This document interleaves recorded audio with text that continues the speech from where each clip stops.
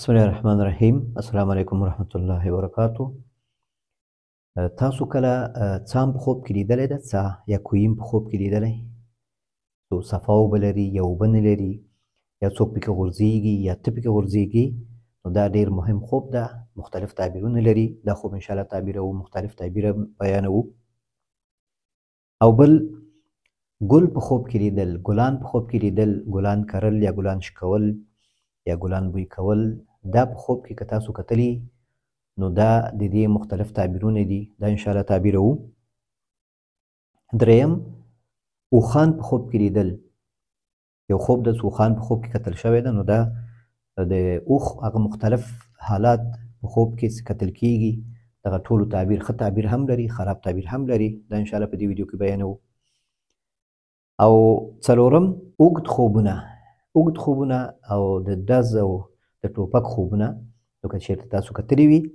داسې خوبونه، نو آخره پورې موږ سره پاتې شئ. په دې ویډیو کې تاسو ته د دې څلورو خوبونو په باره کې معلومات درکوم. همدا څلور خوبونه کتل شوي دي. دغه په رابطه باندې بیا دا معلومات راټول کړی ما. معبرینو ابن سیرین ده او نور علما دي. نو انشاءالله دا تاسو بیانوم. لویه څاوي چکونه لري، ډېرې اوبه هم لري. زه ښکته شم ورکې طلا او جامونه پکې زیات وي، پیدا یې کړو. زه وایم دا خو ډېر قیمت لري. راټولم کو او یو خواته م کېښوده په مغه څا کې، او اراده لرو چې هغه وباسو. او دا وایي زموږ د کلا شاته ځای ده. نو دا خوب مهم خوب ده. که چېرته تاسو داسې فکر کوئ، که داسې خبره ویل کېږي چې دا ستاسو ځمکه کې کیدای شي څه خزانه وي، یا چا څه ویلي دي، یا تاسو پرې کې سوچ کوئ چې دا به دلته خزانه وي، نو دا خوب بیا تعبیر نه لري. ځکه په همدې سوچونو کې دی، نو بیا دا داسې خاص تعبیر نه لري. او خو که چېرته څه علامات هم لیدلي وي، یا څه مشرانو څه خبره کړې وي، یا څه نور علامات هم هلته چې پیدا کړي په ځمکه کې، نو امکان لري چې دغلته بیا خزانه وي. نو دا څاپو اوبو نه ډک په خوب کې کتل دا ډېر ښه تعبیر لري. چې کله دې کې اوبه وي، ته وایې چې دا اوبه ډېر صفا وي، اوبه پکې وي، نو دا په خیر باندې تعبیر کیږي. او په دې کې که تاسو یعنې چېرته په تحقیق وکئ، معلومات وکئ، نو کیدای شي دې څا کې څه شی خزانه وي، یا دلته څه اثار یې که لیدل شوي، نو په هغه باندې تعبیر کیږي. او همداسې عام څا په خوب کې څه ده، هغه ښه تعبیر هم لري او بد تعبیر هم لري. ښه تعبیر یې دا ده چې کله ته څا ګورې چې ستا په کور کې څا وي او ته اوبه ترې وباسي، نو دا خیر باندې تعبیر کیږي، علم باندې تعبیر کیږي چې ستا د کور نه علم وځي، خلکو ته خیر وځي او مال زیاتیږي، یعنی کار درته اسانیږي. په کور کې څا او کوي، نو دا خو معنا دا شو چې ستا اوبه زیات شو. نو چې اوبه زیات شو، اوبه باندې خو ژوند روان ده، نو معنا ده ستا مال زیاتیږي، ستا آمدن زیاتیږي په اساني سره. چې کور کې ځکه ته څا کتلي او کور کې ته څا نه لرې، نو دا ډېر ښه بیا تعبیر لري. او خراب تعبیر یې هغه وخت ده چې کله ته بې اوبو کوي وګورې، کوي وګورې یا څا وګورې چې هغه اوبه پکې نه وي او خطر غوندې وي د چا غورېدو، نو په یو مکار انسان باندې تعبیر کیږي، په یو خیانتګر باندې تعبیر کیږي. او چې کله ته پکې وغورځېږې، معنا داسې احتیاط وکړه چې کیدای شي ته په یو مکر کې، په یو خیانت کې ته واقع شي، نو هلته بیا په مکر او په خیانت بل ته څا شکول، چې هغه په چاته مشکل جوړول، لانجه جوړول، په هغه باندې تعبیر کیږي. نو په خوب کې، په ویښه کې هم دا مثال ورکول کیږي، نو په خوب کې هم همدغه بیا تعبیر لري. او همدارنګه په واده باندې هم تعبیر کیږي. چې کله نوی څا مثلا ته ګورې په کور کې چې یو څا شته، بل څا وباسي، دا په واده باندې تعبیر کیږي چې یو بل کس ته واده کیږي. او دا کار انشاءالله اسانه ده او کیږي په هغه طریقه چې دا بل شوی و هر څه پکې خیر و، انشاءالله دې کې به هم خیر وي. نو دا یو تشویق غوندې ده، یو خوش خبري ده بیا په دې صورت کې چې دا واده انشاءالله کیږي، او دا د خیر یو خوش خبري ده. او څه کله ته ګورې چې په څا کې ته غورځېږي یا بل کس غورځېږي، دا په نقصان باندې تعبیر کیږي. د نقصان یو کس، یعنی مال یا یو کس وفات کیږي، یا په مال کې نقصان راځي، یا جایداد څه ضرر رسیږي، نو بیا په دې باندې تعبیر کیږي. او همدغسې چې کله ته څا ګورې په صحرا کې، په یو دښته کې ګورې څه ساه ده، خوب دې وکتل چې په یو دښته کې څه ده، نو دا په دې باندې تعبیر کېږي چې تا ته الله تعالی یو علم یا مال یا یو خیر بدون د سبب نه تاله درکړي، په داسې ځای کې درکوي چې هلته ستا بیخي امکان نه وي، ځکه په صحرا کې او په یو دښته کې هلته څه چې کله انسان مسافر وي یا ګرځي تېرېږي په دې لاره باندې چې کله څه اوبه کوهي پیدا کړي، نو دا ډېر زیات ښه خبره ده او په دې کې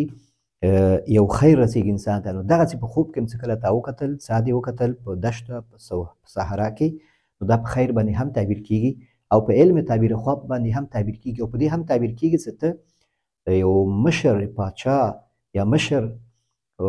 څوک چې مشري لري هغه ته ته نږدې کېږي، ځکه یوسف علیه السلام په څاه کې غورځېدلی او د څاه نه وروسته دی پاچاهي ته ورسېده، نو تعبیر یې بیا په همدې باندې کېږي. نو څوک په خوب کې ولیده دښته کې صحرا کې څاه ده، نو دا په دې باندې هم تعبیرېدلی شي چې ده ته علم تعبیر الله تعالی نصیب کړي. لکه ما دا خوب کتلی و په ځواني کې نوجواني کې، هغه نبي علیه السلام یې په خوب کې کتلی، یو بل ویډیو کې ما تاسو ته ویلي وو، هغه ما ته اوبه وباسي په یو دښته کې کوهي ده، څاه ده چې هېڅ بوکه او هغه پړی دا پکې نشته، او نبي علیه السلام زه ورځم چې اوبه راواخلم، 2 سطلونه ما سره یې 2 ظرفونه یې د اوبو، نو هغه اوبه نشم راخیستی، نو نبي علیه السلام راځي او ما ته بدون د اسبابو ما ته ګورم چې 2 ظرفونه ما ته صفا اوبو نه ډک کړي، نو دا په هغه علم باندې تعبیر کېږي چې هغه بدون سبب نه تا ته درکول کېږي، د غوښتنې نه بغیر کسب کېږي نه، نو دغه علم تعبیر باندې کېږي چې دغه نه وروسته الله تعالی دا تعبیر علم تعبیر زه اوس کومه، نو دغه د الله تعالی فضل او د الله تعالی په یو احسان په شکل باندې ما باندې الله تعالی کړی ده چې په دې باندې الله تعالی ما ته هغه یو ښه خبره، یو ښه فکر، ښه مشوره، ښه تعبیر زما په ذهن کې هغه الله تعالی راولي او ما ته دا اسانه کړې ده او په دې کې الحمدلله څه خیر رسېږي خلکو ته. نو بیا په دې صورت کې چې صحرا کې وکتل شي، نو بیا بیخي تعبیر یې ښه کېږي، په کور کې هم چې کله وکتل شي دا هم ډېر زیات ښه تعبیر لري، او په صحرا کې هم چې وکتل شي دا بیا بیخي د درجه او د علم او د پاچاهیو نږدې کېدل پاچا ته په دې باندې تعبیر کېږي. والله تعالی اعلم. او دویم خوب دا وایي ګل در خواب دیدن، یو ورور دا یې لیکلی و، ګل در خواب دیدن، بیا پښتو کې ولیکل چې په خوب کې ګل، نو ما ورته ویلي چې دا مکمل باید خوب ته ووایې، د خوب یې مکمل ونه ویلي، همدومره یې لیکلي دي. نو دا په دې باندې تعبیر کېږي چې ګل په خوب کې دا په مینه، محبت، عاطفه، نرمي، خندرویي او په اولاد باندې هم تعبیر کېږي او په دې باندې هم تعبیر کېږي چې اسانیانې درته راځي، خوشخبري راځي او ښه فیصلې کېږي ستا په حق کې د الله لخوا او په کوم مشر دې وي د هغه لخوا. او د تحفې باندې هم تعبیر کېږي چې کله تا ته څوک په خوب کې ګل درکوي یا ګل شکوي، نو په اولاد باندې هم تعبیر کېږي، ځکه هغه ثمره ده. ستاوش کوو معنا دا چې هغه حمل کوي، نو حمل اخیستل که نه وي او که حمل وي، نو الله تعالی په سبب باندې تا ته اولاد درکوي. او تحفو باندې هم تعبیر کېږي چې تا ته انشاءالله تحفې رسېږي، یا جواني او شباب باندې هم تعبیر کېږي چې کله ته ګلان په خوب کې وګورې، معنا څه ته دلزنده او ځوان طبیعت، نو په دې باندې هم تعبیرېدلی شي. دریم خوب ده وایي باغ سره تېرېږم اوښان وي، باغ سره تېرېږم وایي اوښان وي، زه داسې ناست یم وایي اوښ راشي ما سره پرېوځي، کله چې ولاړېږم دا اوښ ما نه پرېږدي، ټینګ کړی یم چې زه ولاړ نه شم، ما نه پرېږدي چې هغه خوا ته لاړ شم. نو په خوب کې اوښ کتل دا ښه تعبیر هم لري او خراب تعبیر هم لري. ښه تعبیر هغه وخت کې لري چې کله ته ګورې چې دا اوښ هغه پېناستې عادي حالت کې او روانې، نو په حج باندې هم تعبیرېدلی شي او په سفر باندې او په علم طرف ته وتل یا مال طرف ته وتل او ښه سفر، ښه تجارت باندې تعبیر کېږي چې کله ته په اوښ باندې ناست یې او ښه په ارامه باندې او اوښ هم په ارام ځي او ته هم داسې احساس د تکبر نه کوې او احساس د جګواري نه کوې، ډېر په ارامه د روان یې، نو دا بیا ښه تعبیر لري. او اکثر تعبیر د اوښ څه ده هغه بیا صحیح نه ده، په کینه باندې تعبیر کېږي، په دښمني باندې تعبیر کېږي، چې کله ته د اوښ نه په تکلیف یې، نو بیا ستا په نفس باندې تعبیر کېږي، ستا د نفس په صفاتو باندې چې ستا نفس تا باندې لږ زور ده او کینه کوي او ته په دې کې بند یې هېڅ نشي کولی چې یو چا سره دښمني ختم کړي، کینه ختم کړي، یو چا سره زړه نشي صافولی. ډېر څه ورسره حوصله کوي چې یو وار دی بس حوصله دې ختمه شو بیا ورسره بېرته نه جوړېږي. په دې باندې هم تعبیر کېږي. او چې کله په اوښ باندې ته کښېنې او د تکبر په شکل باندې کښېنې او ځغله نو دا په غم او تشویش باندې هم تعبیر کېږي، ځکه په دې کې یو انسان ته یو خطر پیدا کېږي. حتما اوښ خو چې یو هغه بې قیضه شي او وتورېږي نو بیا کنټرول د دغه سخت وي. لکه اوښ څه ده، دا لږ بیا اس غوندې نه وي، اس غوندې نه وي، دا لږ غوندې تیز ده او لږ بې احتیاط ده. او په مرض باندې هم تعبیرېدلی شي، چې کله ته په اوښ باندې ناست او هغه تا غورځوي یا په تکبر باندې ناست یا صحیح نه ځي نو په مرض باندې هم تعبیرېدلی شي. او په دې باندې هم تعبیرېدلی شي کله ستا اوښ ولیده داسې ښه حالت کې نه، یعنې ستا اوښ نه ده او ته ترې ډارېږې نو دا په دې باندې تعبیر کېږي چې ستا څه ارزوګانې دي، یو سفر ده هغه لږ شاته کېږي، هغه په خپل وخت نه کېږي. که سفر وي یا که ارزوګانې دي وي ارمانونه دي وي هغه په خپل وخت باندې پوره کېږي نه، لږ شاته کېږي. او که چېرته د اوښ بچی دې ولیده نو دا په خیر باندې تعبیر کېږي، ځکه اوښ بچی چې دغه بې ضرر وي او هغه څه غټ شي نو هغه نه بیا ته کولی شې چې یو خیر استفاده ترې وکړي. نو اوښ بچی چې ده په هغه خیر کار باندې تعبیر کېږي چې هغه وړوکی ده، کم ده، خو وروسته غټېږي ده، وروسته په غټېږي. که ته چېرته یو خیر کار شروع کوې او ته فکر کوې چې دا وړوکی کار ده، کم کار ده، دا به څه وکړي او اوښ دې په خوب کې ولیده نو دا ستا لپاره یو تشویق ده چې دې ته کم مه وایه، دا غټېږي. لکه اوښ چې ډېر غټېږي او عجیب اندام پیدا کوي، دغسې دا کار ستا هم غټېږي او داسې خورېږي چې هغه ټول خلک به دې ته حیران پاتې کېږي، ټول خلک د تعجب په شکل باندې اوښ ته ګوري. نو دغسې ستا دې کار ته ستا به هم په دغسې تعجب په شکل باندې به ګوري. او بل په حدیث شریف کې د اوښ اشاره شوې ده چې دا اوښ څه ده، دا نبي علیه السلام وایي مرسل حدیث ده، دومره قوي حدیث نه ده، مرسل ده، یعنې نبي علیه السلام ته نه ده رسېدلی. په نبي علیه السلام ویلي چې هغه ته منسوب ده چې اوښ څه ده، دا د شیطان نه پیدا شوی. نو به علما وایي چې اوښ هم د اور نه پیدا شوی، لکه جن او شیطان دا د اور نه پیدا شوی. نو اوښ هم څه ده، نسبت د نور ټولو حیواناتو نه چې هغوی په خلقت یې څه ده، په هغه خپل حیواني شکل باندې ده او په اوښ نه د اور نه نه دي پیدا شوي، بلکې اوښ څه ده، دا د اور نه پیدا شوی لکه شیطان غوندې. دغسې شرارت پکې ده، په عربانو کې دا مشهور او همغه زمانه کې څه ده په ویښه کې هم داسې یو تعبیر ته کېده، سختي او د کبر او د غرور دا تعبیر ته کېدله په ویښه کې، نو په خوب کې هم په همدې باندې تعبیر کېږي. او اوس زموږ په اجتماع کې چون اوښ غوښه نه پیدا کېږي دومره او خلک یې خوښوي هم نه، صرف لږ کتل ورته کوي د تعجب په شکل باندې. چې الله تعالی دې یادونه هم کړې آخر سپاره کې. نو زموږ په وخت کې بیا د اوښ کتل دومره ښه تعبیر نه لري، مګر په هغه صورت کې چې ته په دې باندې ما اول کې تاسو ته ویلي چې کله ته پرې ناست څخه په ارامه باندې روان یې نو په سفر باندې د سفر یوه علامه ده، د حج کولو یوه علامه ده. نو بیا نور د خیر دومره هغه پکې خیر یعنې دغسې تعبیر لري او دا نور صورتونه چې دي بیا دا ټول ښه تعبیر نه لري. والله تعالی اعلم. څلورم خوب ده، وایي وطن کې یمه M4 ټوپک را سره وي او یو چېرته وایي سپین اوږد مار وي، ټوک ټوک کړی مې وي او دوه کسان وي، هغوی وایي چې دا دې ولې تا مړ کړه. زه ورته وایم چې څه پې وکړم، نو ډېر اوږد خوب ده. نو دا خوبونه چې دي تعبیر نه لري. که تعبیر ولري نو دومره حصه یې چې تا دا مار کتلی ده چې تا مار مړ کړی، نو په دغومره حصه باندې تعبیر کېږي چې یو خطر نه الله تعالی تا ته نجات درکړی، یو خطر او یو پټ یا یو ښکاره خطر. ځکه سپین مار تا کتلی ده، سپین مار په ښکاره خطر باندې تعبیر کېږي چې یو شی ښکاره وي، د دوستانو نه دښمني، څه بدې خبرې یا څه غیبت،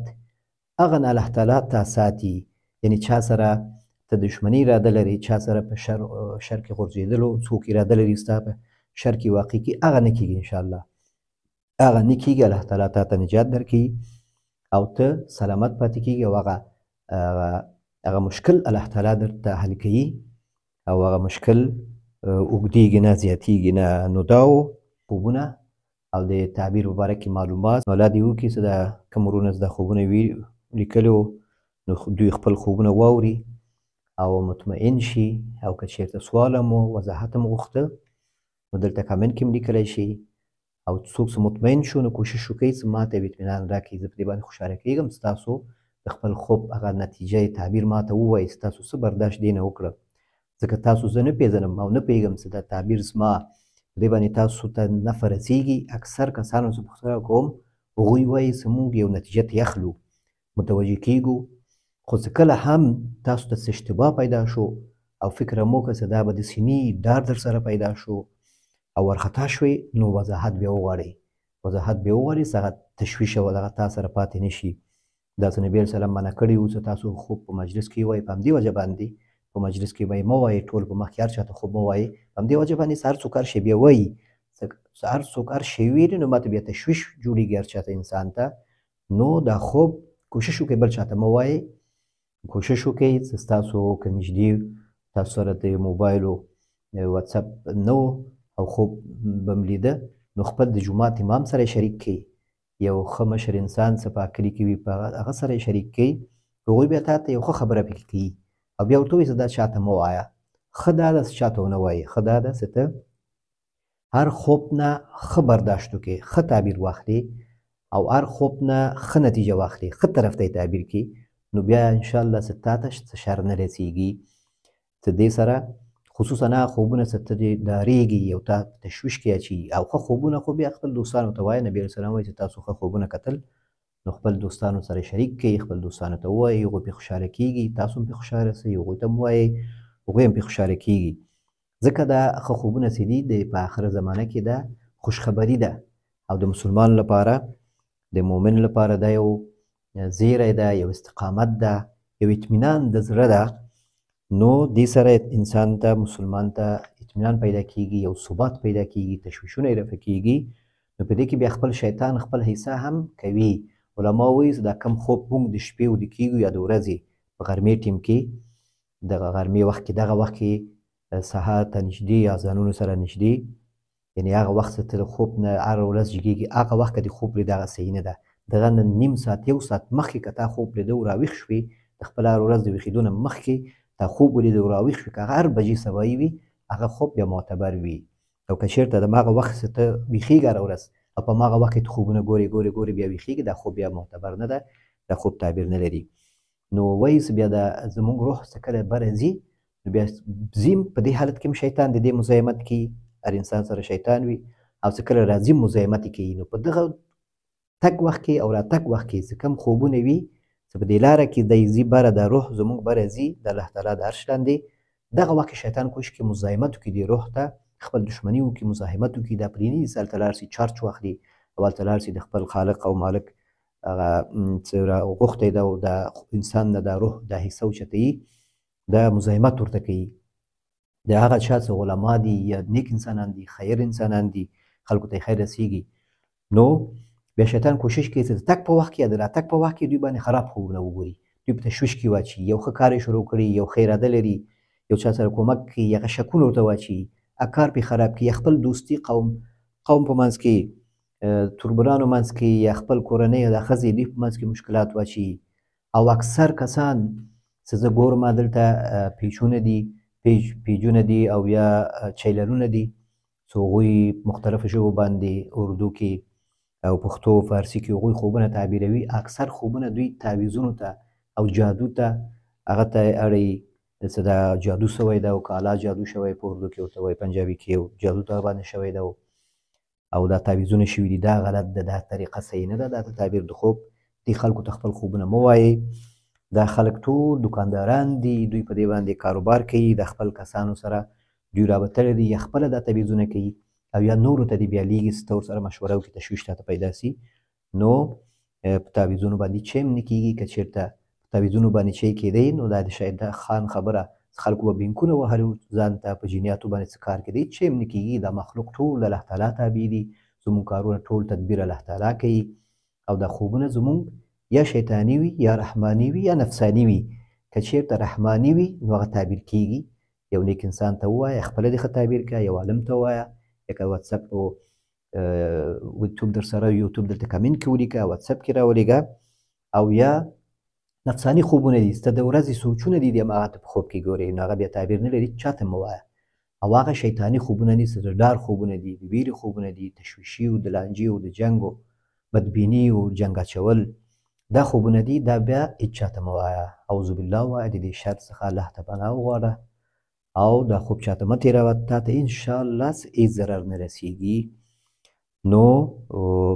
خپل نظر را سره شریک کړئ د ویډیو په رابطه باندې، او ما ته ووایئ په کمنټ کې چې آینده بله ویډیو کې